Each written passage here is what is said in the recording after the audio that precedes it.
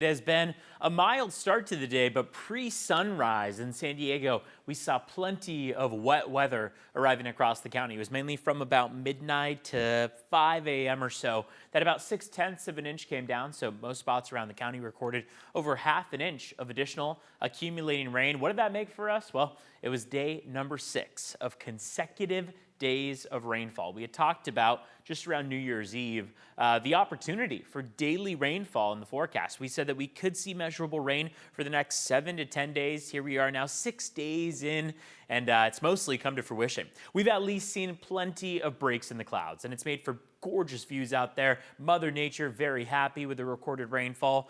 Today, we have a chance of a little bit of drizzle, especially in the AM around right now, all the way through the PM stretch. There's a chance for that light drizzle, pooling and ponding otherwise. Going into Tuesday, we are mostly dry. Cloudy skies. We'll still get those breaks in the clouds, and then we'll hold on to the cooler than normal temperatures. By Wednesday, around midday, it's our next best opportunity for widespread rain, for accumulating rain. It's likely to come from about 1 p.m. to 7 p.m.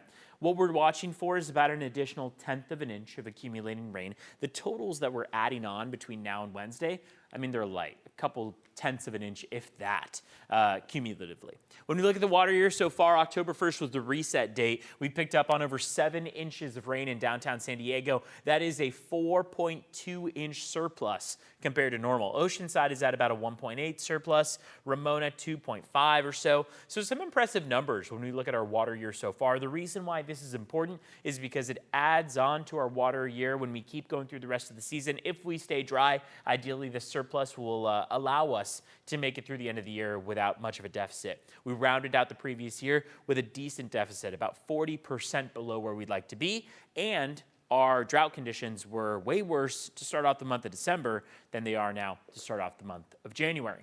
Rainfall forecast shows that we stay mostly dry through the remainder of the day. Just some sprinkles out there. By 11:30 tonight, overcast skies that continue into Tuesday. Tuesday afternoon should give us some breaks in the clouds as well. And then early Wednesday, there are those sprinkles returning to the forecast. We've got more rain expected by that time frame. So first half of the week looks a little bit different than the second half. First half still involves some scattered showers, some overcast skies, some temperatures right around normal, if not in some cases cooler than normal.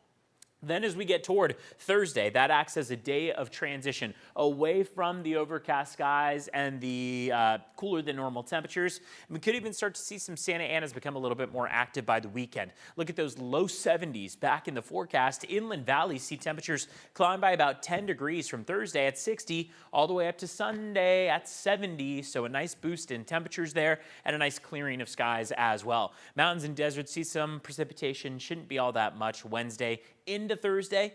The deserts, our local deserts, could be dry through this entire stretch, and then we'll all across the board see those sunnier skies and normally scheduled programming, as we call it, kind of prevail into the upcoming weekend, which means that this upcoming weekend will look a lot different than the weekend that we just wrapped up. Hey, I'm meteorologist Brendan Minchef, and we're going to talk about what an atmospheric river is. It's a term you may have heard, you may not be familiar with it, but you may have heard the term Pineapple Express. Not every atmospheric river is a Pineapple Express. However, as we will learn, every Pineapple Express is a type of atmospheric river. So as we look at the map, these are most common along the U.S. West Coast, especially in the wintertime. However, other parts of the United States, including the Gulf Coast and the Northeast, can see atmospheric rivers. And the Gulf of Mexico can act as that moisture source for atmospheric rivers moving up through the southeast and into the northeast. And sometimes you can get a nor'easter that can be attached to an atmospheric river. But let's jump into it. Let's look at the map. Well, when high pressure is sitting off the west coast, what that does is it kind of,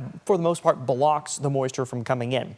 When high pressure slides a little bit further to the south, and especially when it's coupled with a storm passing through either British Columbia or the Pacific Northwest or even Northern California, what can happen is it can tap in to this atmospheric river. And what that is, it's a narrow band of moisture, about 1,000 miles long or so, and it can pull in a lot of tropical moisture into an area.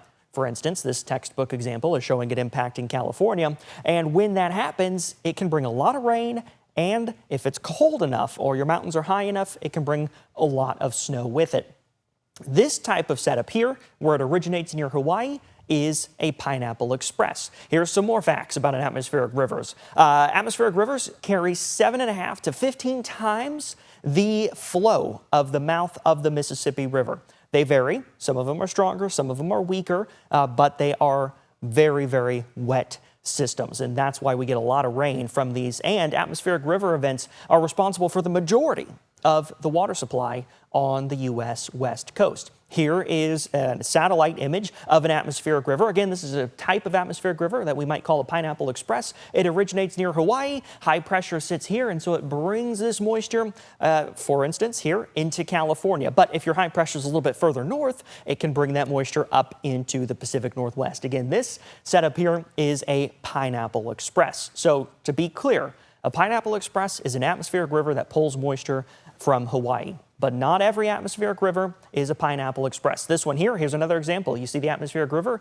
extending out from Hawaii, but that moisture is being pushed into the Pacific Northwest and British Columbia. So every pineapple express is an atmospheric river, but not every atmospheric river is a pineapple express. And we rank atmospheric rivers based on two things: by the amount of water in them and how long that atmospheric river is going to last. So a weak or level 1 atmospheric river is primarily beneficial, not a lot of flood risk, relatively the same for a level 2 moderate atmospheric river. By the time we start talking about a level 3, AR3 on the scale here, that's a stronger atmospheric river. It's both equal parts beneficial and hazardous, but as soon as you start working your way up in strength to AR category 4, AR category 5 on the scale, well, that means now we're talking about atmospheric rivers that are mostly hazardous or primarily hazardous, meaning they have so much moisture and they're going to last for so long that the flood risk is much higher.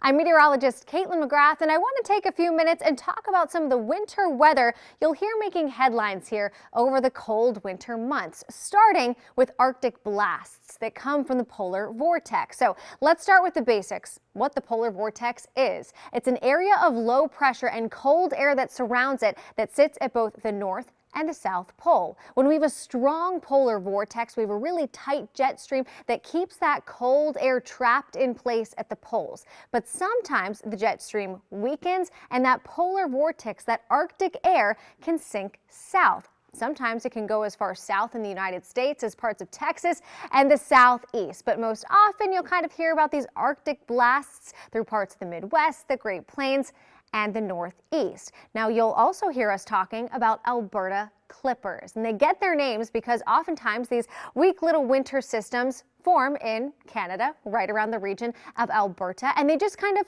clip parts of the United States. This is the typical path that they may take as they move through the Great Plains into the Midwest, across parts of the Mid-Atlantic, and into the Northeast. They are fast moving and they oftentimes lack moisture. These are not your big blizzards, they're not big nor'easters, but they typically are enough to bring just a little bit of light snow, and oftentimes what moves in behind a clipper is really cold air and blustery wind. Just two types of weather phenomenon that you'll hear about here as we head through the next several months.